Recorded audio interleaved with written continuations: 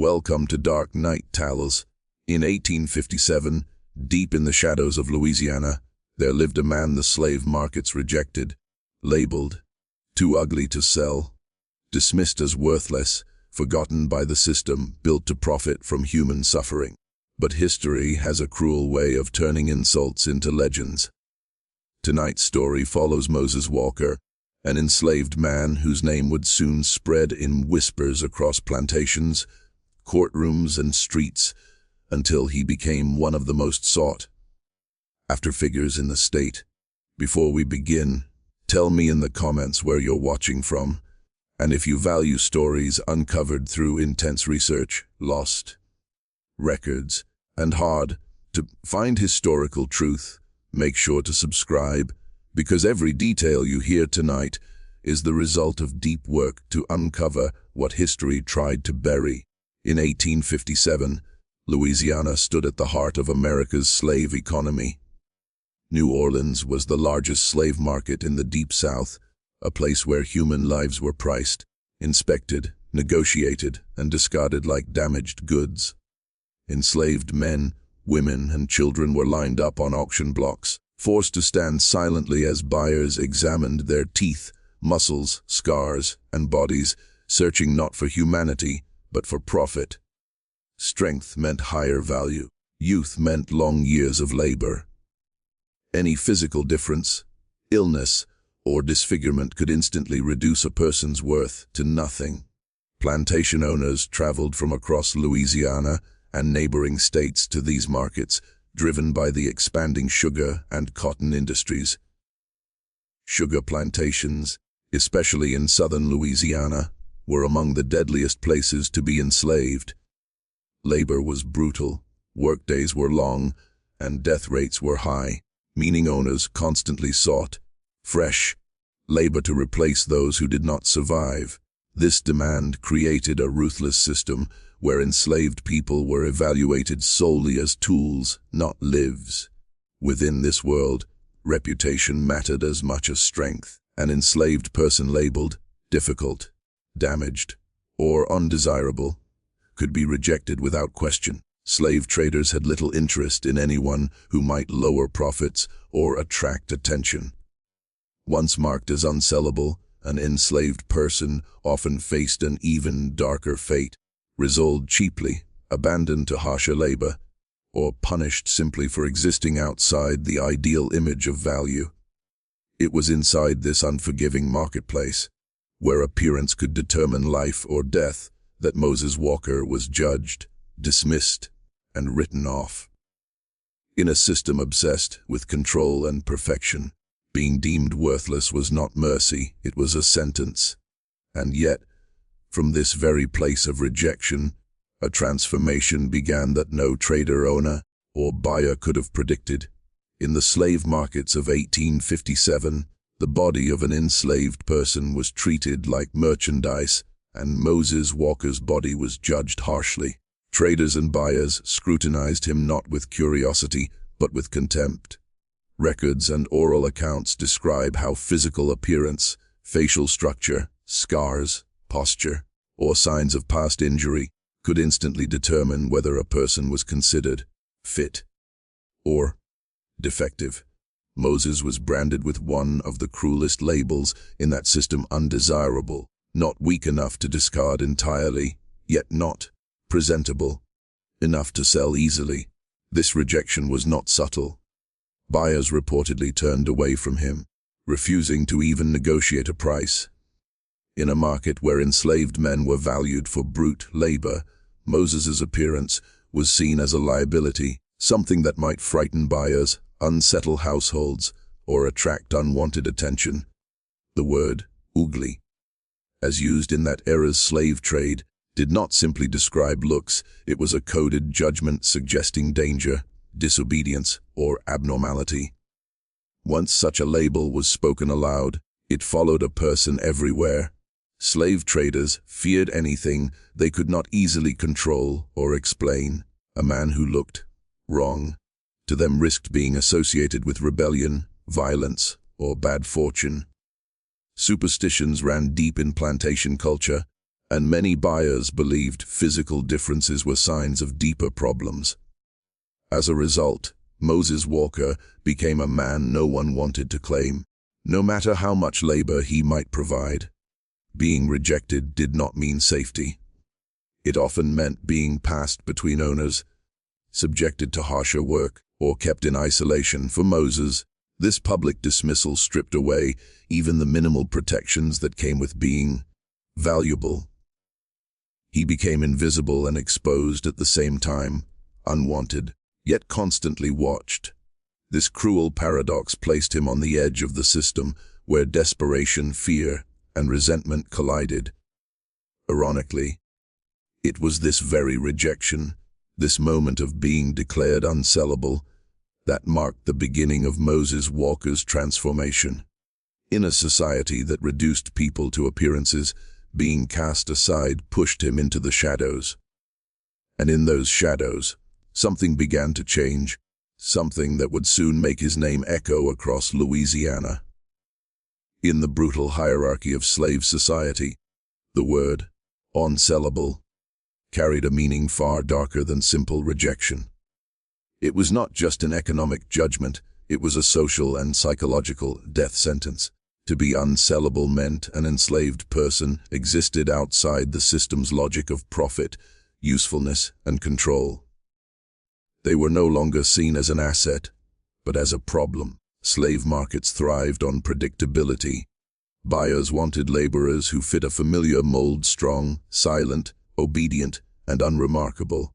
Anyone who appeared physically different, mentally unpredictable, or socially unsettling was viewed as a risk. An unsellable person threatened the smooth operation of plantations, where fear and routine were essential tools of control. Moses Walker's label placed him in this dangerous category, someone who could not be easily assigned, priced, or explained. Once marked unsellable, an enslaved person often faced harsher treatment. Owners felt no incentive to protect or preserve someone who held no market value. Such individuals were frequently assigned to the most punishing labor, isolated from others, or used as examples to enforce obedience. Violence against them was more common because there was no financial loss in harming them. In some cases, unsellable enslaved people were abandoned, leased out cheaply, or forced into tasks that others refused to do. There was also a deep psychological dimension to the label. In a system that defined existence through ownership and sale, being unsellable meant being stripped of even the perverse acknowledgement of value. It erased identity. It silenced resistance before it could speak. For many, it broke the spirit. For a few, however, it created something far more dangerous to the system, nothing left to lose. For Moses Walker, being unsellable pushed him beyond fear of punishment or resale. The rules that governed others no longer applied to him in the same way. He stood at the edge of slavery's structure, where desperation met freedom in its rawest, most terrifying form. And it was from this position, outside value, outside protection, outside expectation, that Moses Walker began to move in ways the system could not control. In slave society, value meant control.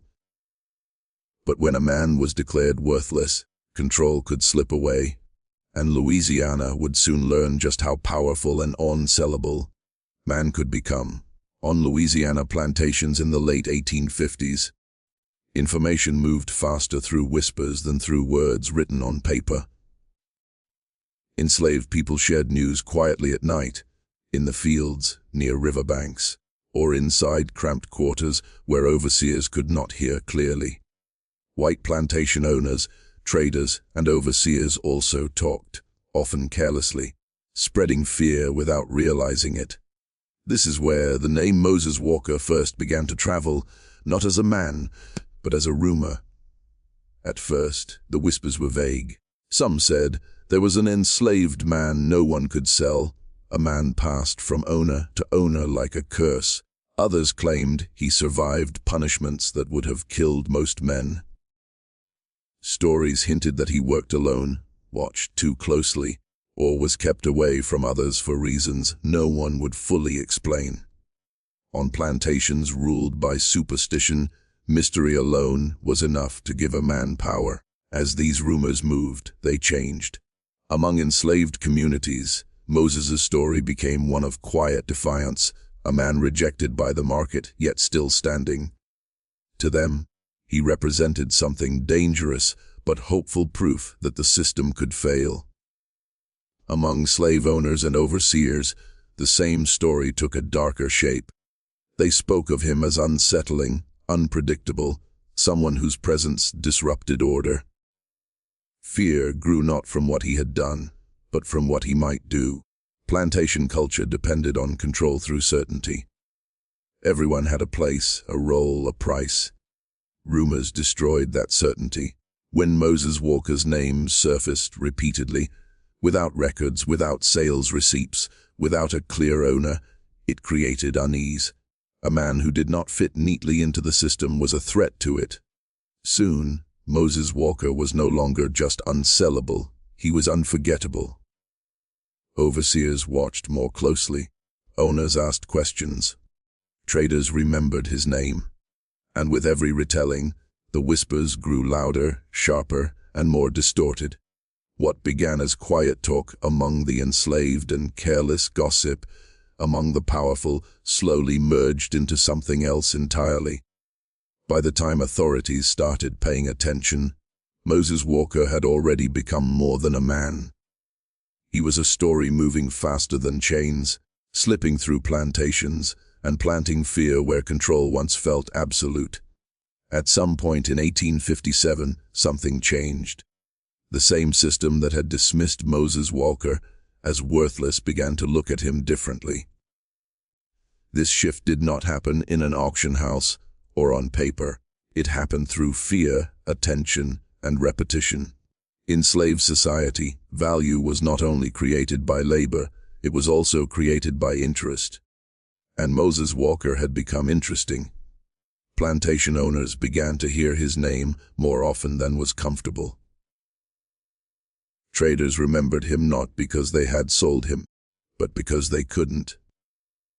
Overseers spoke of his endurance, his silence, his refusal to break in ways they expected. Each retelling added weight to his presence.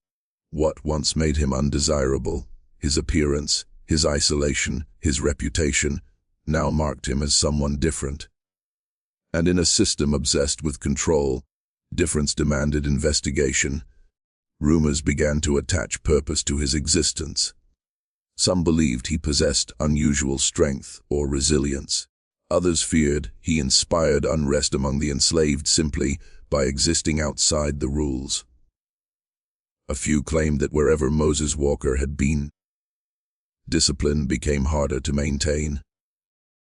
Whether these claims were true mattered less than the fact that people believed them. Belief alone was enough to raise his value. Slave catchers, plantation managers, and local authorities started asking questions. Who owned him? Where had he come from? Why did no records clearly track his movement? In a society that documented sales obsessively, a man without a paper trail was unsettling. Moses Walker had slipped between the cracks of ownership, and that made him dangerous. Ironically, the label, Unsellable, now worked in reverse. He was no longer unwanted, he was uncontrollable. And in the logic of power, anything uncontrollable must be claimed, contained, or destroyed. His name circulated not as merchandise, but as a problem that needed solving. This transformed Moses Walker from rejected property into an object of pursuit. By the time his value had shifted, it was no longer measured in dollars. It was measured in fear, attention, and urgency.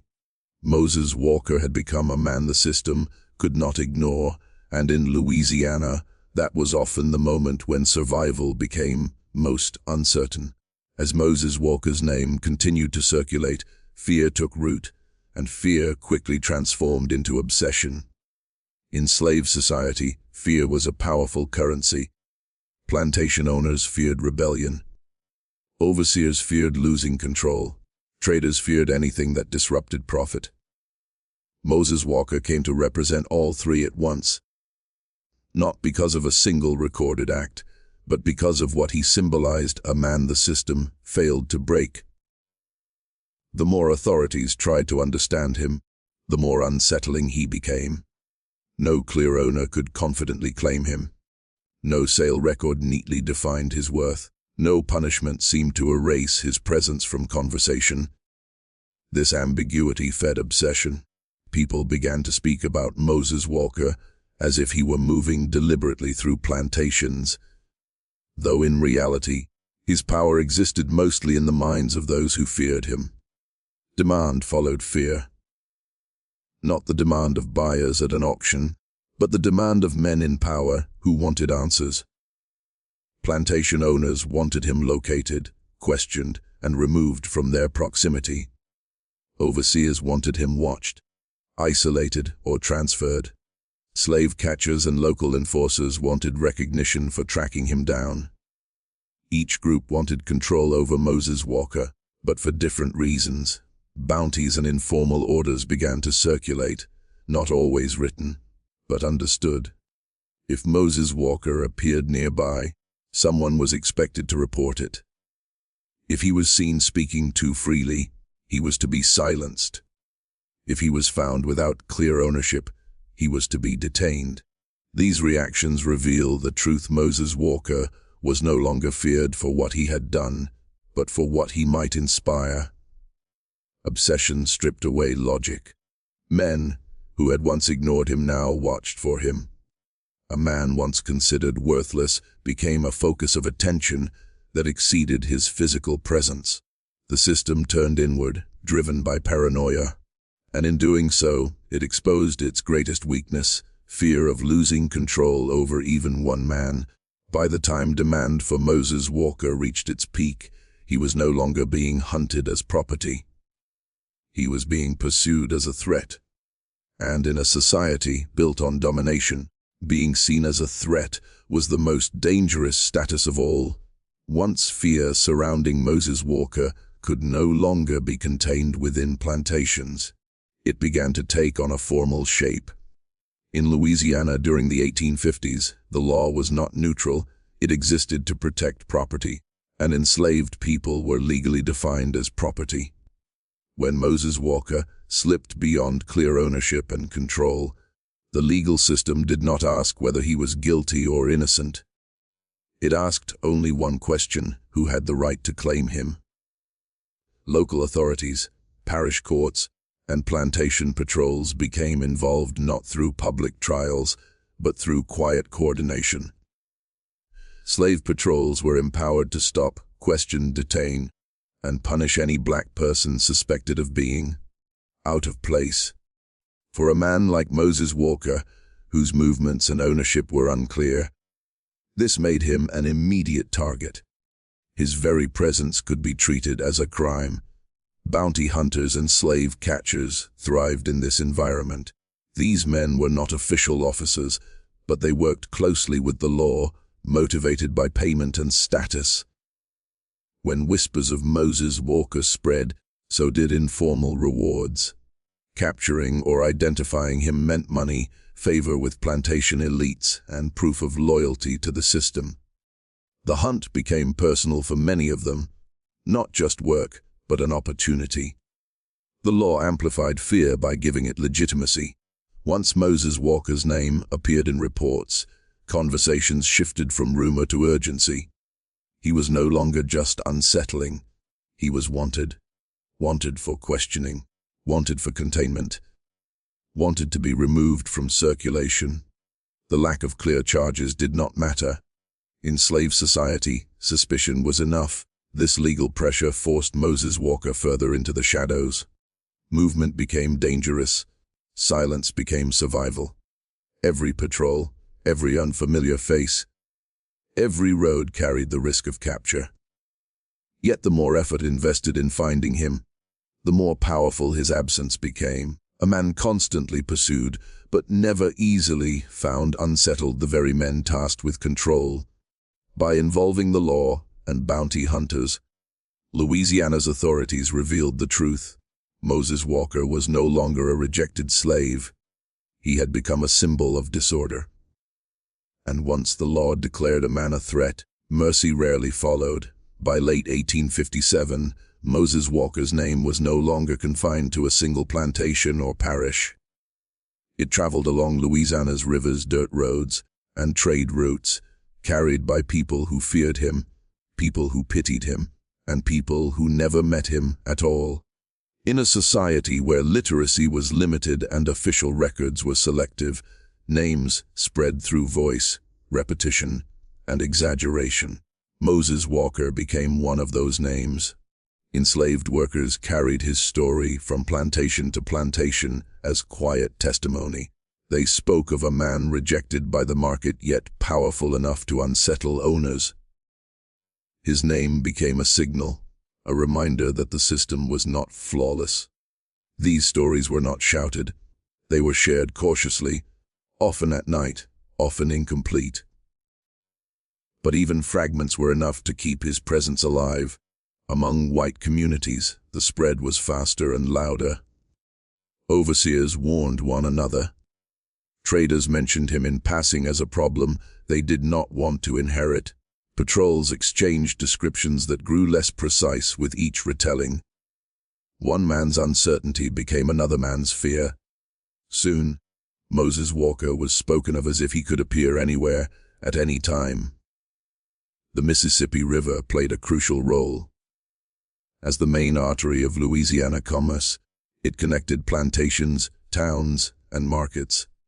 River workers, dockhands, and traders carried rumors far beyond their point of origin. With each mile traveled, Moses Walker's story changed, sometimes darker, sometimes more threatening. He became less a man and more a warning. This spread of his name achieved what chains could not. It destabilized confidence. Plantation owners grew uneasy, unsure whether the man they feared was near or already gone. The lack of certainty eroded control. Moses Walker did not need to be visible to be powerful. His reputation did the work for him. By the time his name was known across Louisiana, it no longer mattered where he actually was. The idea of Moses Walker had embedded itself into the consciousness of the state, a reminder that even in the most tightly controlled system, one unsellable man could still haunt it. 9. The legacy history tried to erase, a man reduced to silence. When the fear finally faded and the urgency passed, Moses Walker did not enter history as a hero, a rebel, or even a criminal. Instead, he vanished. This disappearance was not accidental, it was deliberate. Slave society was skilled at erasing stories that exposed its weaknesses, and Moses Walker was one of them. A man who disrupted order without ever fitting a category was inconvenient to remember. There were no monuments, no preserved testimonies, no official conclusions tied neatly to his name. Records that might have explained his fate were never created, quietly destroyed, or intentionally left vague. What remained were fragments, whispers in oral history, inconsistencies in documents, and the uneasy fact that so many people remembered fearing him, yet no one could clearly say what became of him. This erasure served a purpose. Remembering Moses Walker would have meant admitting that the system could not fully control every life within it. It would have meant acknowledging that fear could flow upward from the enslaved to those in power. Instead, history chose silence. Moses Walker became a shadow between lines of text, a man reduced to rumor and absence. Yet absence can speak loudly. The very effort to erase him suggests how deeply he unsettled those who held power. His legacy is not found in written records, but in what is missing from them. In a society obsessed with ownership and documentation, being undocumented was its own form of resistance. Moses Walker's story reminds us that not all defiance looks like rebellion. Sometimes it looks like survival in the margins, refusal to fit, and the quiet collapse of control around one man.